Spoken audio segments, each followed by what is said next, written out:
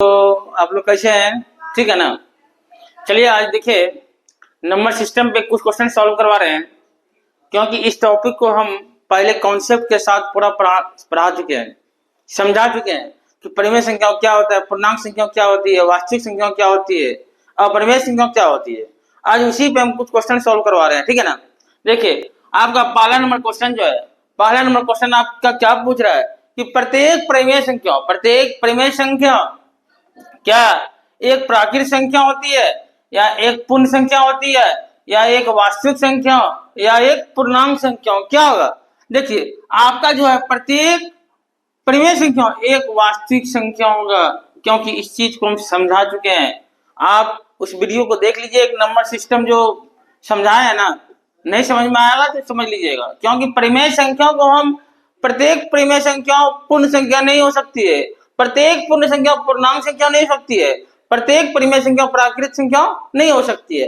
क्योंकि यदि हम 3/5 लिए तो 3/5 क्या है आपका, ना तो पूर्णांक होगा, ना तो प्राकृत होगा, और ना ही पूर्ण होगा, यह सिर्फ और सिर्फ परिमेय है। तो वास्तविक संख्याओं के अंतर्गत आपका ये परिमेय संख्या होता है, इसलिए पहला का ऑप्शन 3 हुआ। दूसरा देखिए क्या है, दो परिमेय संख्याओं के बीच में क्या कोई परिमेय संख्या नहीं होती, ये तो गलत है। केवल एक परिमेय संख्या होती है, यानी ठीक एक परिमेय संख्या होती है, ये भी गलत है, क्योंकि दो परिमेय संख्याओं के बीच में हम जो है बहुत सारा परिमेय संख्या निकाल सकते हैं, और परिमेय संख्या यानी परिमेय संख्या अपरिमित रूप से बहुत निकाल सकते हैं। तो आपका इसका भी ऑप्शन नंबर 3 होगा, यानी अपरिमित रूप से अनेक परिमेय संख्या होते हैं। अब आइए क्वेश्चन नंबर 3 पे। क्वेश्चन नंबर 3, क्या एक परिमेय संख्या का दशमलव निरूपण, एक परिमेय संख्या का दशमलव निरूपण क्या शांत भी होगा, अशांत भी होगा, शांत आवृत्ति भी होगा, और जो ये ना अशांत आवृत्ति और अशांत अनावृत्ति नहीं होगा, क्योंकि अशांत अनावृत्ति का मतलब वो शांत भी नहीं होगा और पुनः दोबारा कोई भी संख्या रिपीट नहीं करेगा, तो वो भी आपका नहीं होगा। तो 3 का ऑप्शन क्या होगा आपका 4। देख लीजिए क्वेश्चन को, चलते हैं 4 नंबर पे। 4 नंबर आपका क्या है, किन्हीं दो परिमेय संख्याओं को गुणनफल, जब कोई भी कभी दो परिमेय संख्याओं को गुणनफल लेंगे तो कभी आपका अपरिमेय भी होगा और कभी आपका परिमेय भी होगा, ठीक है ना। ऐसा नहीं कि सदैव परिमेय होगा या सदैव अपरिमेय होगा, कोई भी दो कभी भी हम कोई भी दो अपरिमेय संख्या लेंगे, ऐसा नहीं कि हर वक्त आपका अपरिमेय होगा या परिमेय होगा, यानी कभी अपरिमेय भी होगा कभी परिमेय भी होगा, ठीक है ना, समझ गए आप लोग ना। तो चौथा का ऑप्शन देखिए कौन सा ऑप्शन में है कि कभी परिमेय कभी अपरिमेय संख्या, ऑप्शन नंबर 4। अब चलते हैं क्वेश्चन नंबर 5 पे। 5 देखिए, 5 क्या बोल रहा है आपको, ध्यान से समझिएगा। √2 का दशमलव प्रसार, देखिए बाबू √2 क्या है, √2, तो √2 का जो दशमलव प्रसार होगा ना 1.414, इस तरह कुछ से कुछ आता है। मतलब क्या, ये आपका अगेन रिपीट नहीं होता है, तो इसको हम लोग क्या बोलते हैं, इसीलिए ये अपरिमेय संख्या हो गया ना, इसीलिए ये अपरिमेय संख्या हो गया, तो इसको क्या बोलेंगे, अशांत अनावर्ती। तो ऑप्शन नंबर कितना होगा आपका 4, 5 का ऑप्शन नंबर 4, ठीक है। आप देखिए क्वेश्चन नंबर 6, क्या बोला गया है, निम्नलिखित में से कौन सी एक अपरिमेय संख्या है, अपरिमेय संख्या। तो पहला क्या है √4/9, तो इसका देखिए पूरे पे रूट है, ध्यान से समझिएगा। इसका क्या हो जाएगा आपका 2 गुना 2 अब बटे 3 गुना 3, तो दो तो में एक तो निकाल लेंगे बाबू, तो क्या होगा 2/3, ये आपका क्या हुआ परिमेय संख्या हो गया। और आपको पूछा क्या है, अपरिमेय संख्या, समझे ना, ये आपका परिमेय संख्या हो गया। अगला ऑप्शन देखिए √12 अब बटे √3, ये ना √12 बटे √3, तो हम बाबू देखो इसको निकाल लेते हैं √4 × 3 बटे √3, तो देखिए √4 का स्क्वायर √2 निकल जाएगा, और इंटू √3 अब बटे √3, दोनों कट गया, क्या निकला 2 आपका कौन सा संख्या, यही परिमेय संख्या होगा। ये भी आपका ऑप्शन नहीं होगा, क्योंकि आपको अपरिमेय संख्याओं के बारे में पूछ रहा है। अगला संख्या देखो बाबू क्या है √7, क्या इसका कोई सॉल्व होगा नहीं ना, तो ये आपका क्या होगा, अपरिमेय संख्या। क्या होगा, अपरिमेय संख्या। यानी क्या, 6 का ऑप्शन नंबर सी, 6 का ऑप्शन नंबर सी। चलिए अब चलते हैं बाबू 7 नंबर पे। किस पे, 7 नंबर। ध्यान से देखिएगा, 7 नंबर को सॉल्व करते हैं। कुछ क्या है इसमें बोला गया, निम्नलिखित में से कौन सी एक अपरिमेय संख्या है। तो हम क्या बोले, वो अपरिमेय वही होगा जो कि अशांत अनावृत्ति होगा। अशांत अनावृत्ति आपका देखिए ऑप्शन नंबर 4 है। ऑप्शन नंबर क्या है, ऑप्शन नंबर 4। तो 7 का क्या होगा बाबू, 4। क्या होगा, 4।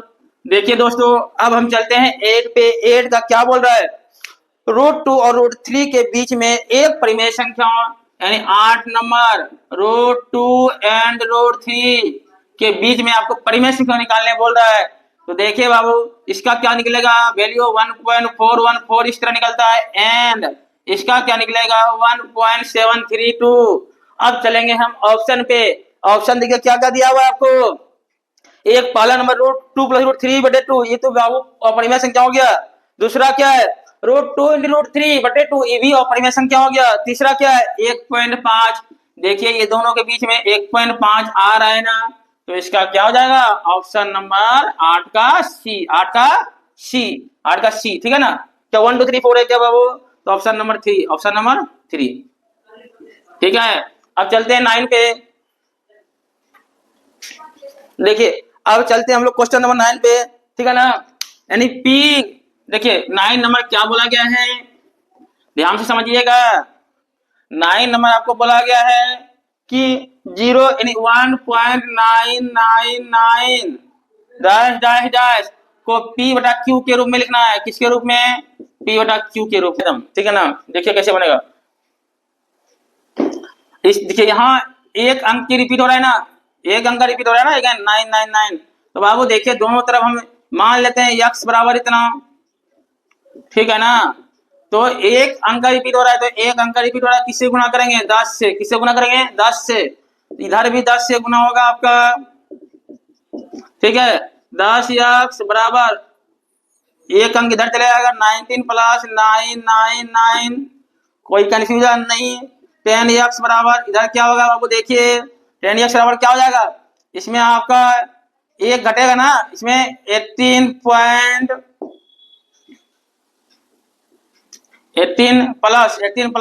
1.999 डैश डैश डैश, ये दोनों को जोड़ेंगे इतना हो जाएगा ना। देखिए इसको हम क्या माने हैं, x माने हैं ना, तो 10x बराबर 18 + x, इसको इधर लाएंगे -x बराबर 18, 9x बराबर 18, तो x बराबर कितना होगा 18/9। देखिए x का मान 2 हुआ। कौन सा ऑप्शन हुआ आप लोग देख लीजिए, ऑप्शन नंबर 3, ऑप्शन नंबर 3। कहीं कंफ्यूजन नहीं ना, यानी जितना अंक रिपीट करेगा, जितना भी अंक अगेन रिपीट करेगा, उसी से दोनों साइड हम गुना करेंगे। ठीक है ना, और देखिए इसको x माने या x ले लिए, कोई कंफ्यूजन, और आराम से इसका आपका आंसर सॉल्व हो गया। x का मान निकला 2, कितना निकला 2। ठीक है, अब चलिए क्वेश्चन नंबर 10 पे।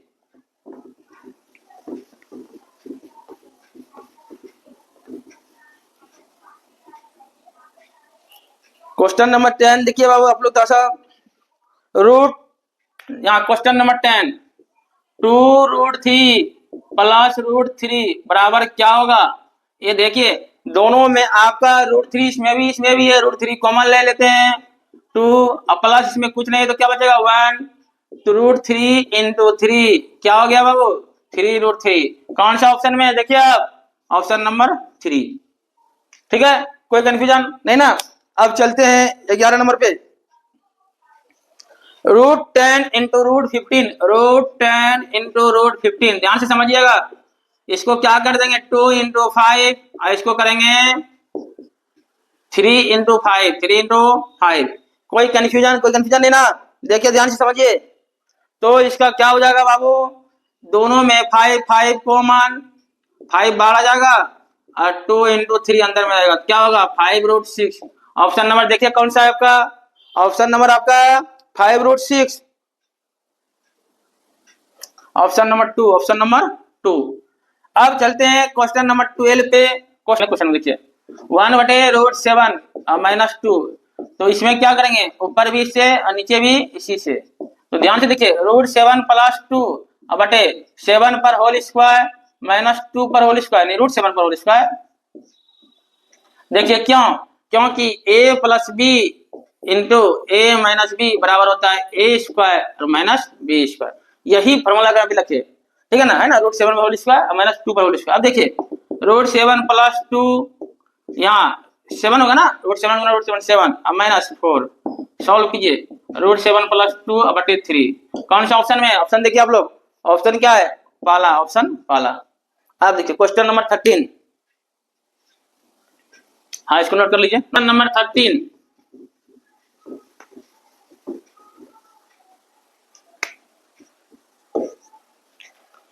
देखिए क्या, 1 बटे √9 अब -√8 किसके बराबर है?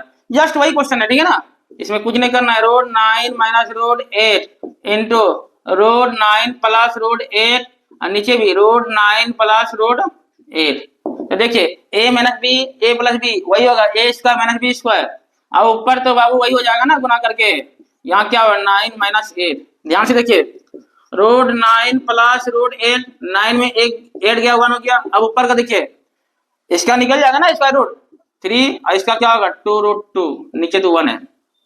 ऑप्शन नंबर देखिए आपका कितना है 4, ऑप्शन नंबर 4।